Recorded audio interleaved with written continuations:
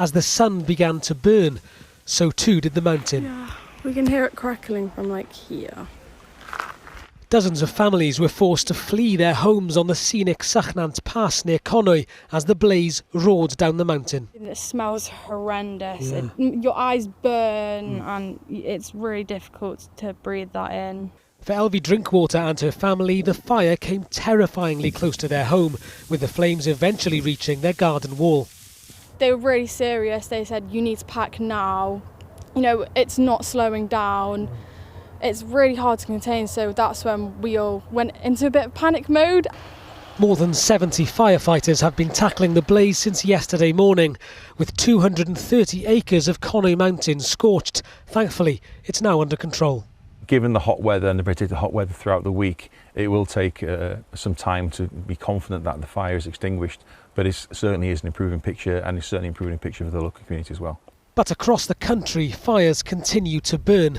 At Tintwistle Moor in Derbyshire, a major incident was declared yesterday after a fire which started 3 weeks ago intensified due to the heat. While in London, several properties were damaged after a terrifying fire near a railway line. The cause is under investigation, and firefighters say they're struggling to cope. The fire and rescue service was cut from 2010 onwards. We've got 12,000 less firefighters than we had then.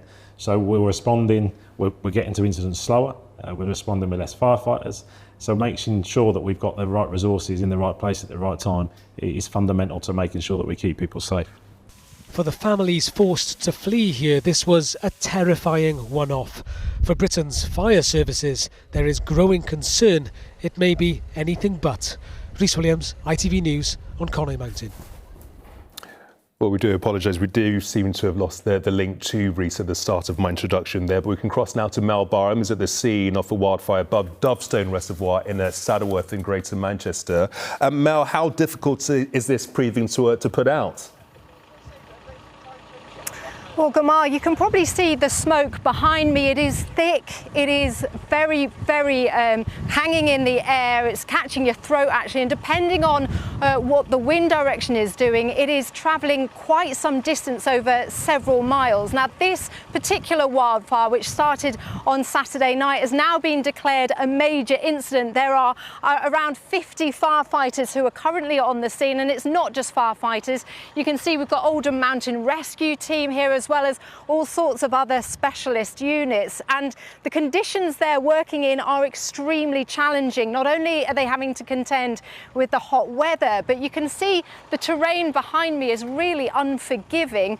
They can't get their vehicles right up to the fire, so they're having to drag themselves and the equipment all the way up these steep hills, which is making it even trickier. Now, we do know that police have made an arrest in relation to this particular fire. A 20-year-old woman is currently being questioned on suspicion of arson. Meanwhile, emergency crews are still continuing to try and control this fire here tonight. They are telling me they are expected to be here for quite some days to come. Experts have estimated that thousands of people died due to extreme weather in the first 2 heat waves in England and Wales this year. Researchers from Imperial College London, the Met Office and the London School of Hygiene and Tropical Medicine found many deaths in May and June were a result of soaring temperatures caused by climate change. Our health correspondent Rebecca Barry is here with more on this. And Rebecca, just take us through these findings. Well, we are only still in the first half of summer, and yet we've already had 2 record-breaking heat waves. Temperatures reached over 35 degrees in May and peaked above 37 in June. The heat waves were exceptional not only for their magnitude and their duration, but for the fact that they happened so early in the year. Experts say heat waves are the most dangerous kind of extreme weather, a major health risk associated with thousands of excess deaths. Scientists now estimate that 550 people died from heat-related causes in the May heatwave in England and Wales. And there were almost 2,200 heat-related excess deaths in the June heatwave. That's a total of 2,750 deaths. Extreme heat can cause heat exhaustion, heat stroke, and it can worsen lung conditions and heart disease. Babies and older people are particularly at risk, but anyone can be affected. It leads to an increased demand for already stretched NHS services. The London ambulance service had its busiest ever week in June. Ambulance services have absolutely seen a huge rise in the number of really life-threatened calls.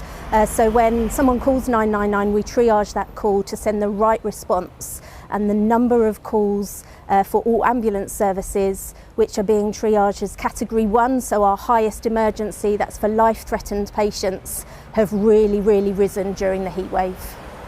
Experts say the findings highlight the importance of preparing for future extreme heat and say the authorities should plan for it in the same way we plan for winter flu.